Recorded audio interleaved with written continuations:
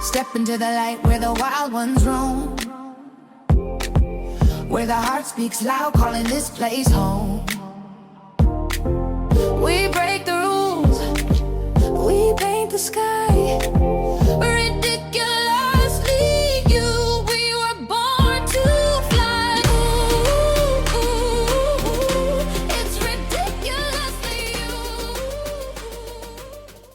Hey everyone, it is Julie May with the Ridiculously You podcast. Today's guest isn't just changing the way we think about elder care, she's transforming elder care, which is such a needed thing. Melissa Hunt is the founder of ElderCare Solutions Group. She's a TEDx speaker with a powerful message about love, leadership, and legacy. She was once buried in grief and self-doubt. Melissa rebuilt her life and her business from the roots up. Whether she's grounding barefoot in her permaculture garden or redefining what dignity looks like for the end of life, Melissa shows us that caregiving is not a burden. It is a revolutionary act of love. Get ready for a fabulous conversation that blends authenticity, innovation, and soulful truth with Melissa Hunt. Welcome. Thank you so much, Julie May. I'm so excited to be here with you. So tell me what got you really interested in elder care. What was the thing that you were like, wow, I want to devote more of my life to elder care? Because that's a very special calling. It's like I don't hear a lot of people that is their passion. And the ones I do, there's usually like a big thing that led them to really wanting to delve into that realm. Yeah, actually, I would say it was a challenge. I was challenged to make money, and I was a trophy wife. So I didn't feel like I had to get a job, and I took the challenge on. And the first opportunity that became available to me was caring for a couple in their home. And what I realized in that was I did not really have any grandparent relationship, so to speak. So I didn't know what I was missing out on. And as I sat in their home with them, I fell in love with these sweet people, and I wanted to do more. It very much reminded me of when my kids were little, because she had dementia and they'd been married for 54 years, and learning how to do laundry and cook healthy meals and things was not something he was prepared to do. So they needed a mom, right? They needed somebody to cook and clean and make sure they ate well and just make sure everything was kind of tied up. And I was good at that. And I felt like really that was my whole calling. And then my kids grew and I felt like they needed me less. And then as I sat in their home, I realized this is so similar to taking care of my little ones, not babies. I mean, at some point it gets to that, but really it was more like toddlers, walking and changing and helping get dressed and all of the things that come along with our little ones. We become very much like that in the end, sometimes with the diseases and the mental breakdowns that we face. And so I found it was very easy for me to translate from little young care to elder care. I really decided that since I had such a strength there, that it was something that maybe I just didn't know that this was what I was put on this planet to do for so very long. And in that, right around that time, COVID started sweeping the country. And I remember sitting in their living room and watching. I remember the first moment I saw the first window visits being shown on the news. And my heart was broken for people who were separated by window panes, possibly their last day on this planet, and they weren't able to touch the people that they loved. They weren't able to design what their very last days here were for. And I went home thinking, this is not okay. Having to choose between, can I be safe and can I be connected? I want to create a space where we can be both safe and connected. And so that became my mission. My husband and I chose to buy a very large home where we could create that space where people can have their family here. They can design their end of life, their last days. And what we've seen in this, which has been so beautiful to me, is that people are rewriting their relationship with mortality, with death itself, because they think in their mind it has to look like trauma. It has to look sad. It has to look like it's full of grief. And grief doesn't have to look just one way. It can be in celebration, it can be with connection, it can be with love. Yes, sadness is there, absolutely. But to have people come together and families connect in such a way where they're remembering and supporting and laughing and giving themselves permission to not just be miserable, they're rewriting what their own mortality could look like as well. And that to me is a huge win for not just the people that we're caring for, but for the families and the extended planet as a whole. When we lessen death a little bit, then it's blow and its need to pull us down and suck us under. So just yeah, the space that we've created here is unlike anything else I think that people imagine, and people love it. People walk into my home and say, "I didn't know something like this was possible." And that definitely helps me understand I am exactly doing what I've been created to do on this planet.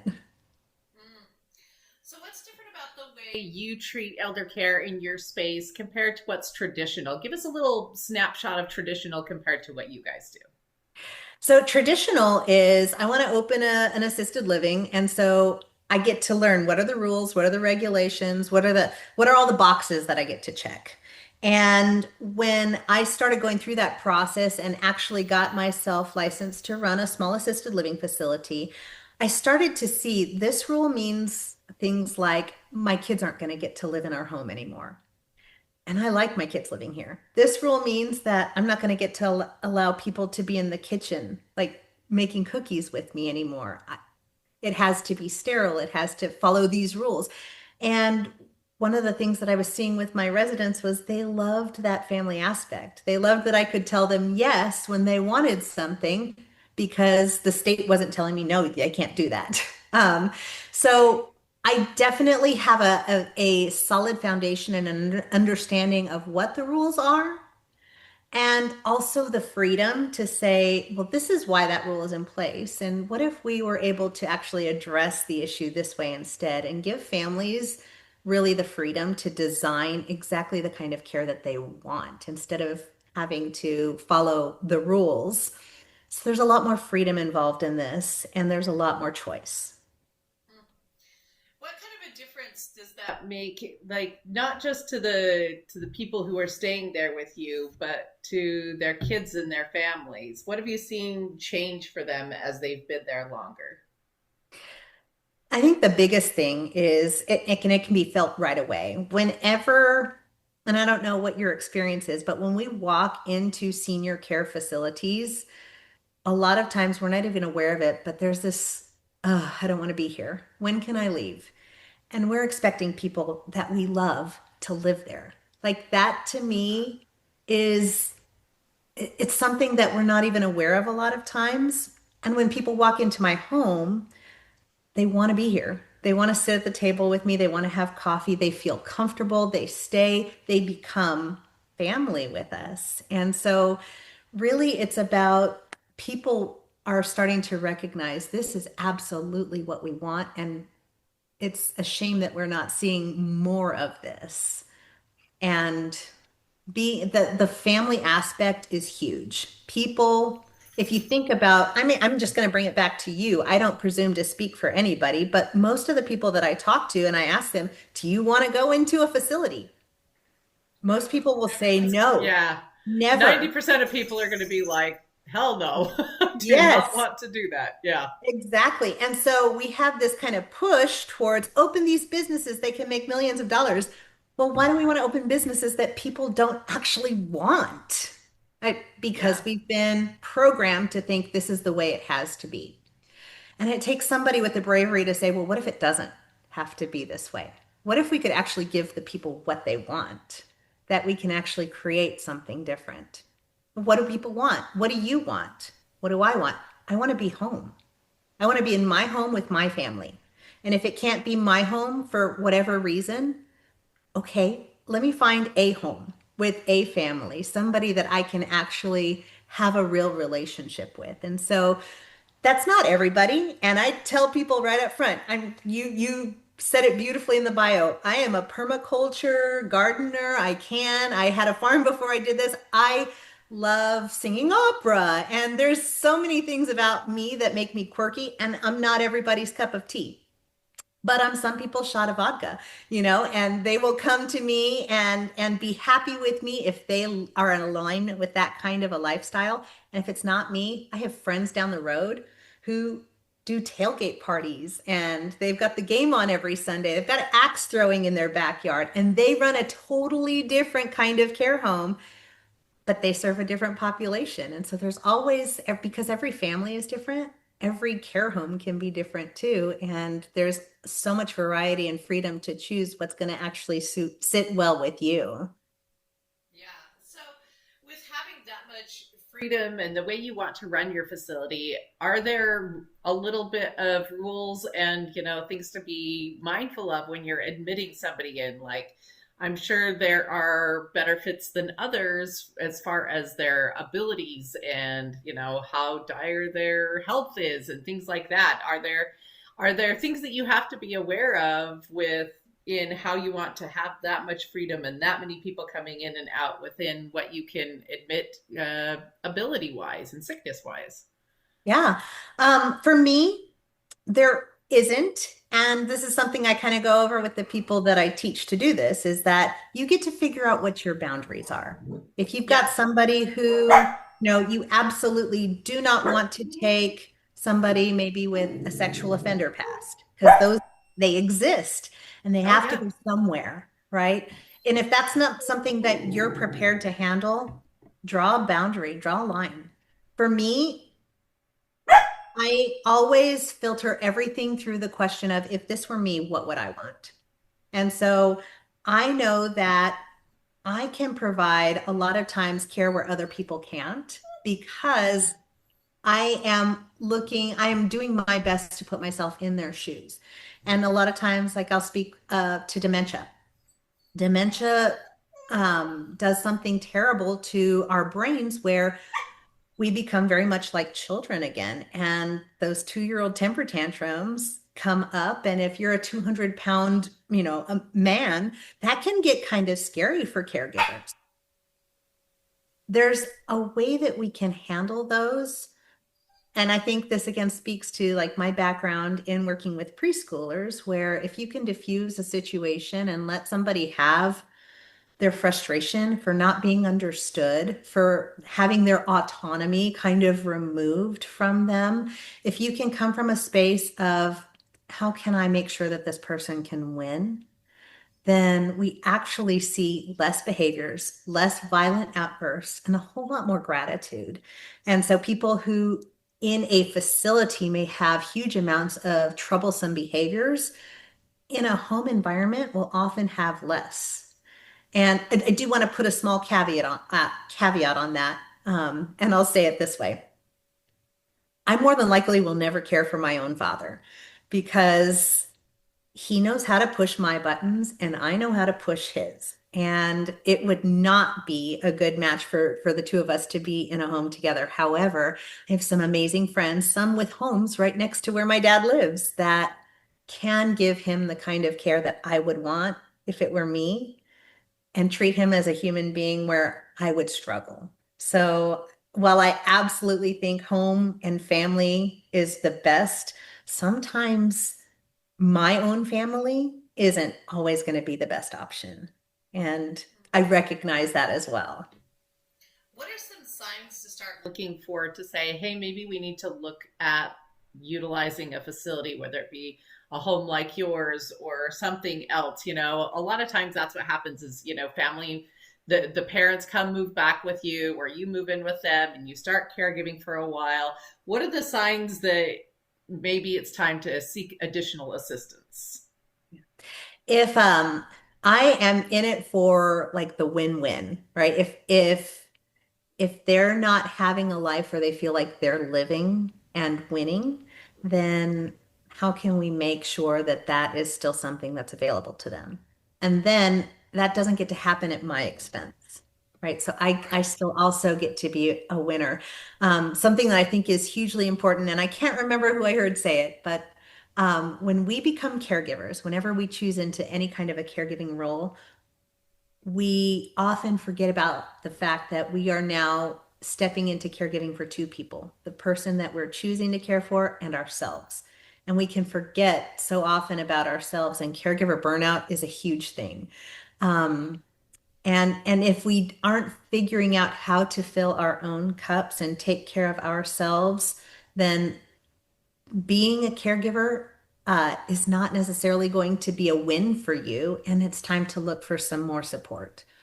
And that can look a lot of different ways. It could look like bringing somebody in to help you. It could look like sending the person who needs care out for a little while, and it could look like relocation altogether. So some signs to look for, I think, is really start to be aware of your own limitations, and where you're feeling like you're being pushed past a place where you can function in a way where your life is still something that's worth living. Um, and then secondly, I'll always consider physical aspects. If you're, it's like my mom is 4'11" and very small, and if you're caring for a man who is considerably larger and heavier, you get to consider how you can do that safely. There gets to be safety issues all around, and I think it kind of it's this fine line. There's not one right answer, right? We get to consider safety, but we also get to consider autonomy. If somebody is still mentally aware and able to make all their own decisions and can do it in a way that keeps everybody safe, then how can we fold that in as well and honor them with their wishes?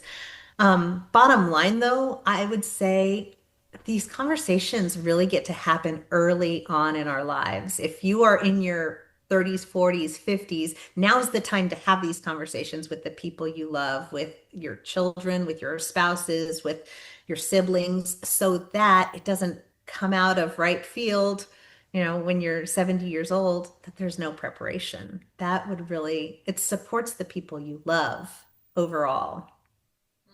Do you have any tips for like people who have maybe parents with dementia? I think dementia is one of the hardest ones to deal with because you see the person that you know and love start to change and not act the same and not understand things and not remember things. And like you said, they have these little tantrums and because they don't feel understood.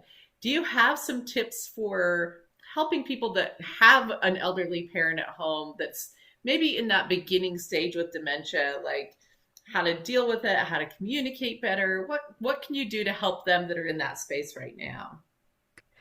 First and foremost, acknowledge what you're feeling, because I mean, it's real. It's not an easy road to traverse, and being able to have support around you that actually gets it. So if you reach out to any support groups that are available on Facebook or any number of places where you can find a community, that would be really helpful to just say, hey guys, I'm feeling stressed right now because I don't know. And there are ideas there, but then there's also sometimes people that will just say, man, I get you. It's rough. And if you ever just want to talk through things, this is a great place to do it. Here's my number. Um, so be authentic, be real with where you are. Don't ever feel like don't feel guilty for having the feelings that you're feeling. Um, and secondly, I I love the movie, the Benjamin Button movie, right, with Brad Pitt. It's so beautiful because it's such a great reminder of if you have somebody who is losing capabilities, a lot of times we will lose the capabilities in the same or like in the reverse order that we got them. So when we're growing up, we learn how to walk, we learn how to talk, we learn how to potty, and then we will lose those a lot of times in reverse order. Um, what I tell people is it's okay to be sad if she's not talking to you anymore. I know you're missing that communication with you. And it's exactly where she is. She's still a person right now. Just like when our babies were 6 months old and they didn't really do much, they were just kind of blobs laying there in the little bouncers. That love that we felt for them, the joy that we had for them moving to the next stage, it can also be transferred over. And one of the biggest blessings that I have uncovered is this idea of if this was the first day on the planet, And there was nothing that happened before. If I didn't know and have expectations on what you were capable of and who you were and what you were supposed to behave like, could I love you just like you are right now? And that fresh page every day really helps to just appreciate the person where they're at. And also have grace for yourself. Yeah. So you talked about, being a caregiver of somebody, how you have to like care for yourself. You're caring for a whole bunch of people over there. What are your best self-care things you do to make sure that you can take care of Melissa so you can have this beautiful home that you are cultivating? I have built my home runs like I would run it if nobody else were here. So there's gardening, and gardening fills me up. And being outside, there's singing, and there's song, and there's coffee, and there's conversations at the table, and all of those things fill me up. And with the added benefit of the people who are here, they also get filled up by it too. And when I start accumulating stress, I am a huge believer in EFT. I do tapping at least daily, if not more. And having people to talk to. I do have coaches. I have a community of people who support me and allow me to get emotions out. And Man, there's so many tools. I would say journaling, meditation, prayer, there, whatever it is that fills your soul, build it into your day. And then allow people to join you in it because sharing it also is something that can, in my experience, filled me double time. So making sure that your life and your space is designed in such a way that you're able to stay healthy. If you don't put it's and it's almost become cliche, right? Put your mask on first and then help the people who are around you. What I found is that when I fill my day with things that make me happy, I happen to attract the kinds of people that enjoy the same things that I do. And then all of us are happy. So we just talked a lot about how to have a happy life. What do we not understand about death? How do we have a happy death? Oh gosh, that's such a beautiful question. And I think there are as many answers as there are people on the planet. I truly believe that everybody has a very unique desire for how they want to end their life. And and then we also get to work within the constructs of the nature that we're given too, because I know absolutely I would prefer for it to be quick for me. Um, Yeah. and and there are other people that would say, "Oh no, that would be so sudden, I would miss." Everybody's different. And I may end up on a very long shuffle off of this plane. So I don't have a whole lot of control over that. How do you have a happy death? I think you just plan for what could a happy death look like. I think that's the first question is if you're already coming to this thinking, oh, my death is going to be so sad, you'll be right. I mean, you'll find a way to be right. And not that people won't be sad, because we're designed to miss each other when we're gone. Um, but it really comes down to start designing your life in such a way that every day is full of joy and meaning and connection and the things that are important to you. Death is just going to happen one day. Life is what happens every day up until that time. And if you are more focused on creating the life that you love, then your death will just be the end of a beautiful, wonderful, happy day that you designed. Is death something you talk about around the home and the facility you have there? How do you approach that kind of a subject with your clients that are reaching that age where they know, it it is a sooner most likely thing for them than, teenagers or whatever, and it's kind of knocking at their door. How do you help them feel safe and grounded around this idea of death? Mostly by letting them know that whatever needs to happen, whatever is going to support them, it gets to happen for them as well.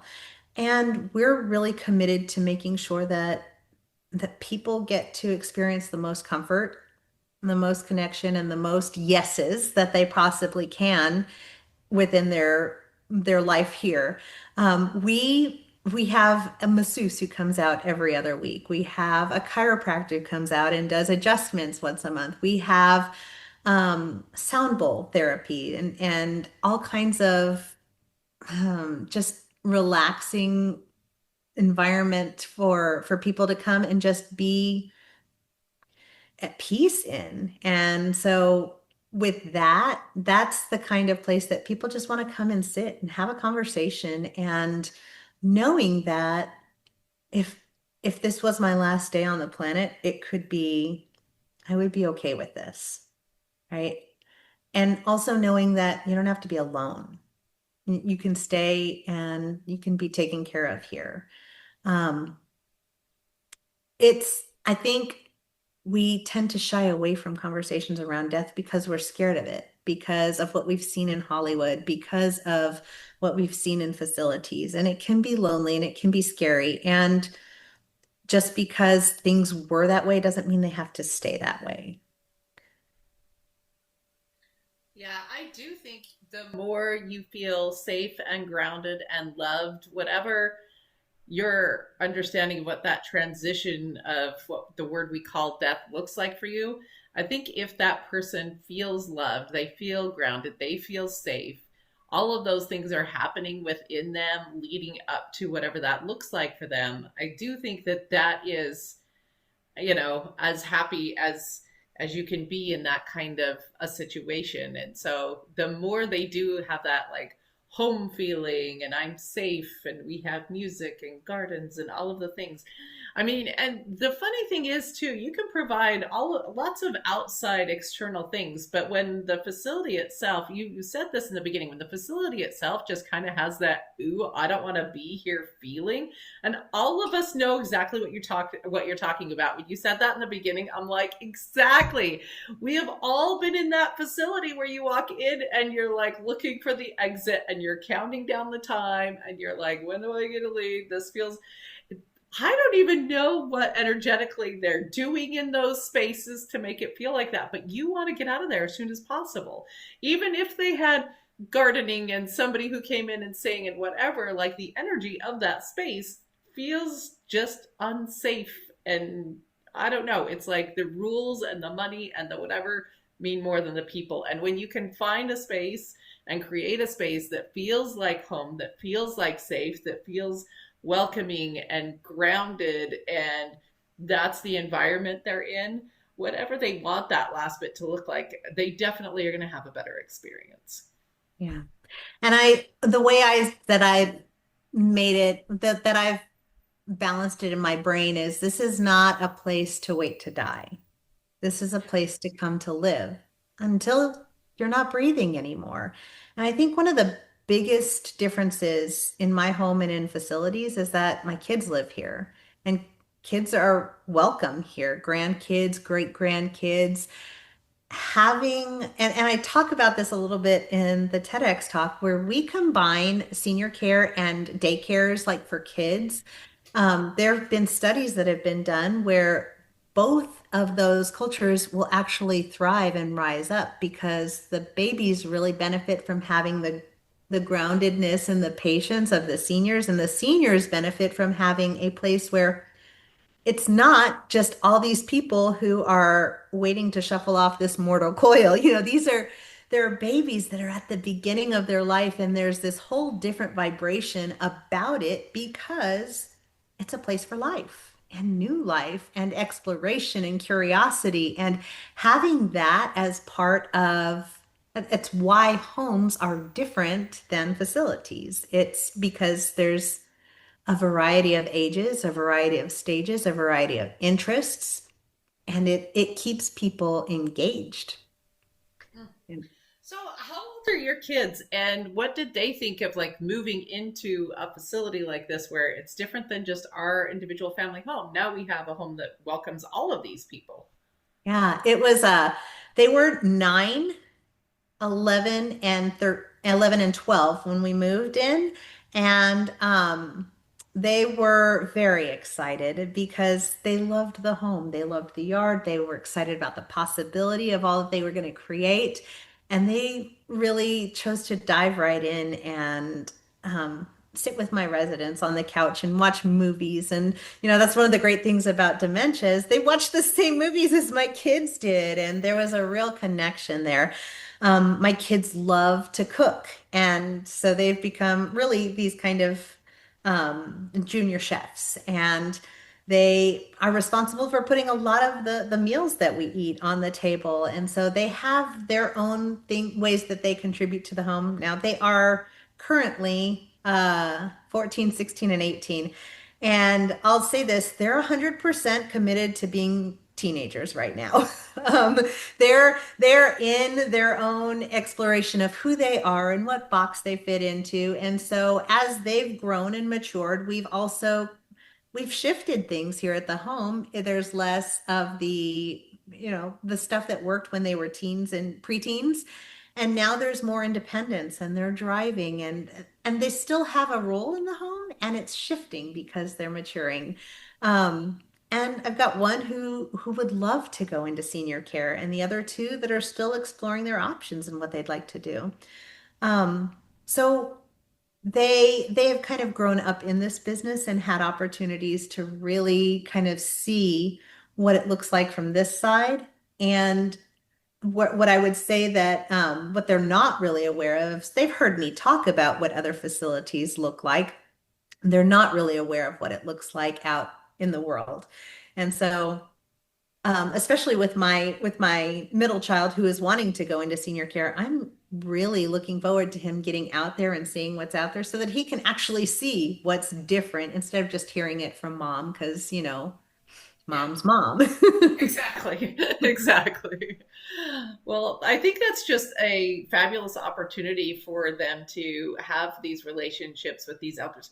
I didn't really have grandparents in my life too much. Like it's wild. They lived like 2 miles from my house. I had them, they were alive, but like we didn't have relationships with them. Like my one set of grandparents, we would visit them once a year in a very awkward interaction, and then we were out of there. Like, and usually when I went, I was like, I don't even know if you remember what my name is. Like, I don't know if you even know who I am. But like, I didn't have like a close relationship with grandparents too much when I was growing up. I had a little bit more with my grandma on my mom's side, but she died really young.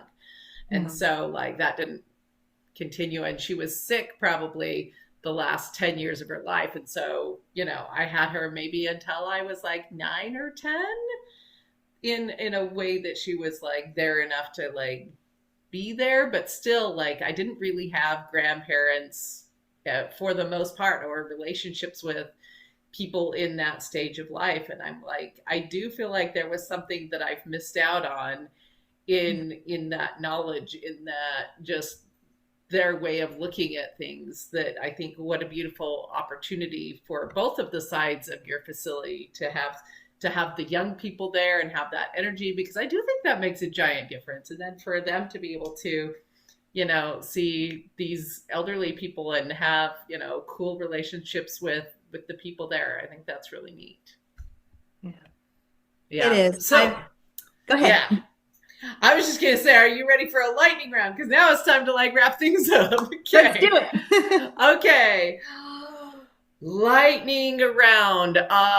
What's one thing that's a self-care thing that you have to do every single day? Tapping. Hands down. Tapping, tapping, tapping. Where's your favorite place to tap? I'm like, I do like this, and I do around the ears, and I do here. It depends. Definitely collarbone. That's my go-to. Collarbone. Yeah, collarbone tapping. EFT tapping. If y'all don't know about EFT tapping, look it up. Great stuff. Okay, next one. Biggest misconception we have about elders. The elderly. Oh, that they all smell. Only half of them smell. That's a good one. Okay. And they all smell better than my teenagers. I'll say that. Oh, That is completely fair. That is completely fair. Okay, here's a question I have. Do you ever get to go on vacation, or how do you deal with stuff like that when you own a facility like this? I do. I have people who come in and support, and I travel actually pretty frequently. Hmm. Your favorite song to sing? You said you like opera. What's your favorite song to sing that makes you feel amazing? Uh, Don't Stop Me Now by Queen, not opera. Oh, yeah. Hey, Queen is fantastic. Ain't nothing wrong with some Queen. Don't stop me now. Now that's Amen. gonna be in my head. Biggest tip you have for somebody who's interested in going into senior care? Like they're like, that looks like really something I'd be interested in. What's a tip you have for them? Don't be afraid to break the mold and ask why and figure out how to do it better. Mm, love that. If you had a final message for our audience today, what would it be? It is never, ever too early to start talking about what you want end of life to look like and start planning. That way, everybody's prepared and they already know it doesn't have to be about trauma and drama. Hmm. It can be absolutely beautiful. And that's like the thing that we can guarantee is that that is going to be a part of all of our journeys here, right? Absolutely. So the more we can see it and live it as a beautiful transition, whatever you believe that looks like for you, the more we can create safe spaces for those around us. I think, Americans and people who are kind of in like these first world countries, we have a weird way of looking at death. And I look at, more like native cultures, and they have a much more beautiful understanding, and they're not so much about fear. And I'm like, I think there's things that we could learn, and there's, ways that we can transition the way we look at elderly care, with the way we look at that transition into death into our next generations. And I'm excited that you are starting that within the home that you have created there. Where are you located at? I'm in Seguin, Texas, small town between San Antonio and Austin, if you're familiar with Texas. Oh, okay. So between San Antonio and Austin, I'm in kind of like Austin, like suburby area. So now I'm really curious. I'm gonna have to go look that up. My boyfriend grew up in Wimberley, so I don't know if you know where Wimberley is, but I it's do. like hill country over there. So we're in that area a lot. So Seguin, Texas. So if you know anybody around there, you want to connect with cool senior care, get connected with Melissa. Additionally, you'll want to follow her just for this idea. I think all of us could get on this idea of having elderly care look and feel different. Like, y'all, we can do better than what standard care is and looks like out there. Whether you go into the facility your parents are in and, petition for some changes, or you open your own home, or you start facilitating it differently within the home you have and you bring people in, whatever that looks like, I really think we can do better for these people who have led amazing lives and served us and done so many great things. And, as we transition and change this for them, that means that we're creating an environment when we get older that we will have different facilities and different ways to care. So like, let's start changing that sucker now. Let's start changing the conversation. Let's start doing better, because we all deserve better. So with that, thank you so much, Melissa. I appreciate it so much. Even just talking about like grounding and permaculture, I'm like, I want to get out in the grass and ground a little bit today. That makes me happy.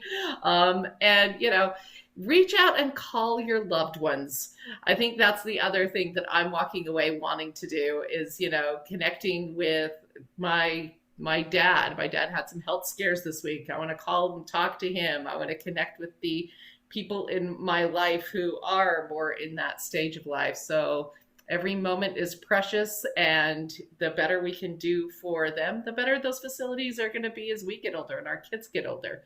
We can all do better than this. And I appreciate you, Melissa, for showcasing the way.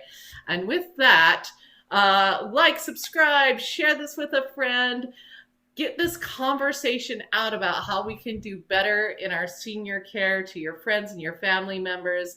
We so appreciate that. And with that, this has been Julie May with Ridiculously You, inviting you to love even the ridiculous parts of yourself and your parents and your grandparents too. With that, we'll talk to you later. Bye.